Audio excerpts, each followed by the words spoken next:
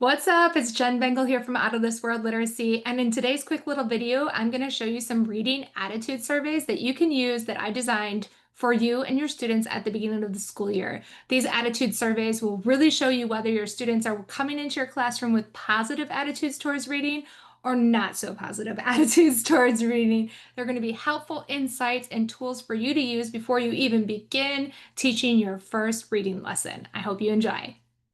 Self-reflection surveys are a great way to assess what your students think about reading and about themselves as readers at the beginning of the school year. You could also do this then in the middle of the year and compare their survey results and see, hey, has their attitude changed? I mean, you maybe even do it once a quarter and see, has their attitude changed for reading into a more positive approach? It's a really great way to help you look at, as a teacher, oh, this thing I'm doing is working.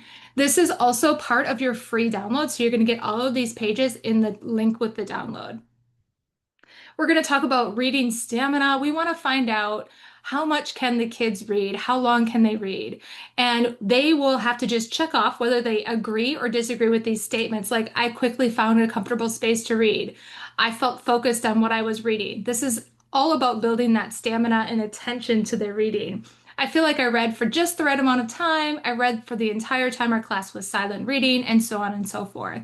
So you can work on this survey about building your reading stamina more than one time too, especially at the beginning of the year.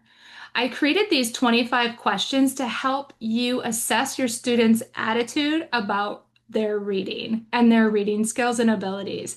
They're powerful one-on-one check-ins.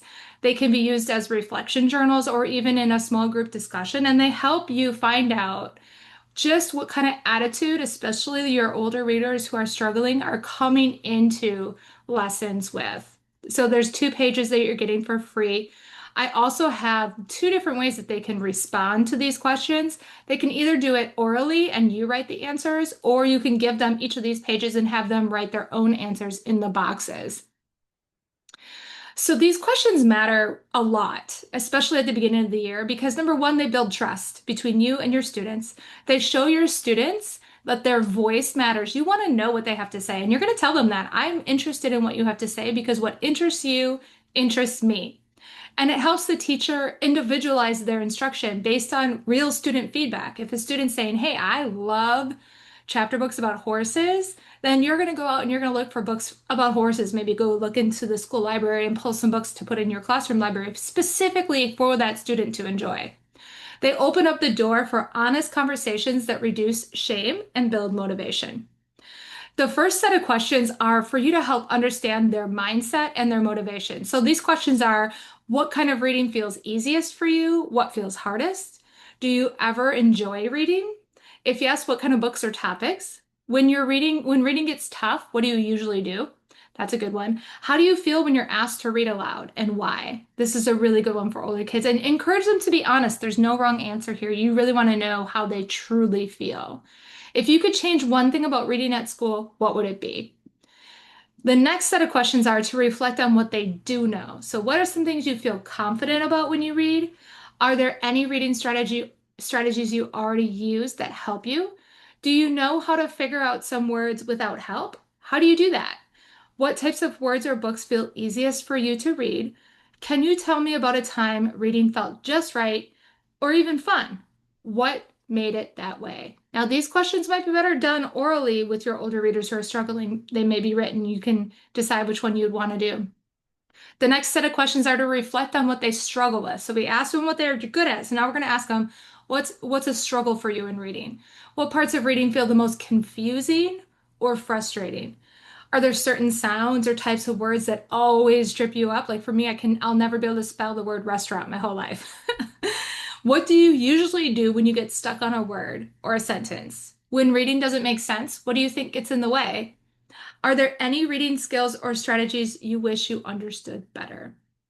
And then to encourage metacognition, which is thinking about your own thinking or ownership of what you're doing as a reader. What's something you're still trying to figure out as a reader? What do you think would help you feel more successful during reading time? That's a great one. If you had to teach someone else how to read, what would you show them first? I love that question. What's one goal you have for your reading this week? Setting our own personal goals makes us way more a part of the learning. So that's a great question to ask. And you can ask that every week. How do you feel about reading today? And what would make it feel better next time? That's a great question to ask at the end of a small group lesson. And the last few questions on the survey are really just to show that you care. What's one thing you wish your teachers understood about you as a reader? And encourage them to be honest. If you've built some trust with them, they should be able to answer that and feel safe to give their real answer with that. Is there anything in reading class that makes you feel nervous or frustrated? I love this question because I had been working with a student in a fifth grade class, and it was when I was working as a reading coach, and I was pulling him one-on-one for writing intervention. He just would not write for his teacher. He had great ideas orally, and then when it came time to put that pencil on paper, he would not do it. He froze out. So I was pulling him into the hallway for a one-on-one writing intervention. And the same thing was happening to me. I was getting him to think, having great conversations, and I'd be like, all right, great. Let's put this down on paper so we don't lose our thoughts, and let's get this down on paper to have forever. And he would go to start writing and he would just stop. And then one day I looked at him and I just said, Travis, what is it? Like, what's preventing you from putting these amazing thoughts you have down on paper? And he looks at me and he goes, we'd built a little bit of a relationship up already at this point. So he looks at me and he goes, I just don't like the sound the pencil makes when it hits the paper. I looked at him and I said, well, do you want to use a pen instead? He's like, can I? And I gave him my pen right there, and he was off to the races. Never needed another intervention again. Was a beautiful writer.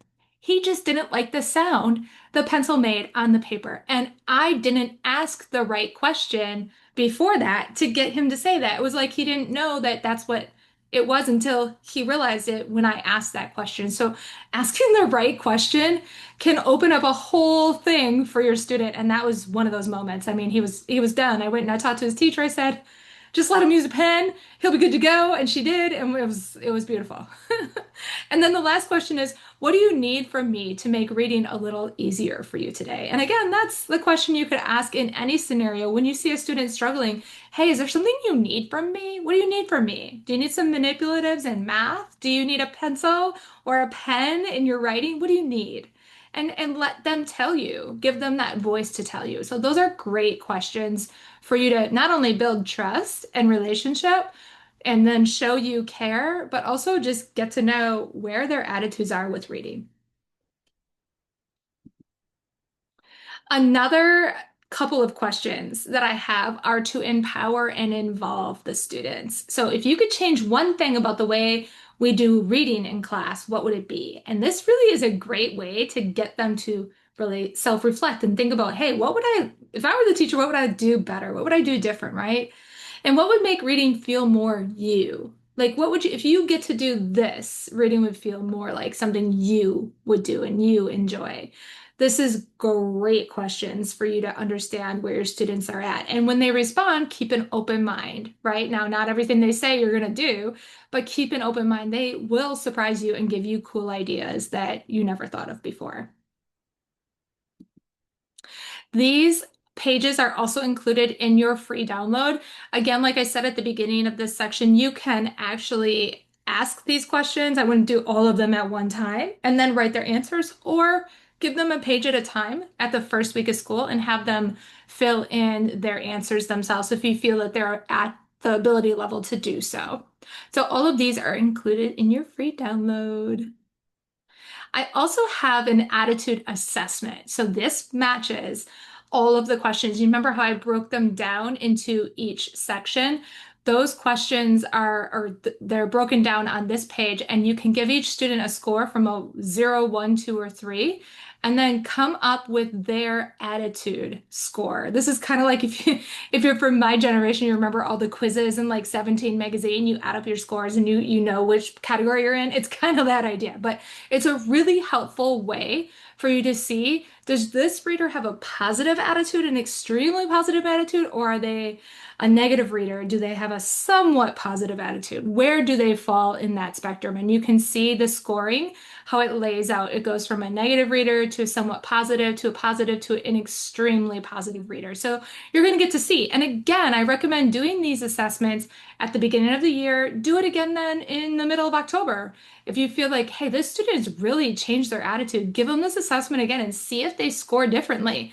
And if they do, if they're moving in a more positive direction, go ahead and reflect with them on that. Show them what they wrote in their answers at the beginning of the year and praise them and let them know, wow, your attitude has really changed and really gotten stronger as a reader. And I'm so proud of you for that. I hope you really enjoyed the reading attitude surveys that I'm sharing for free with you. You can get them in the link in the description below. There's also a link for you to go and check out all of my back to school get to know you resources that are going to build a classroom community and have a great year with your students. You can use the code BACK when you check out and you'll get half off of all of these amazing 12 resources. Thanks so much and have a great day.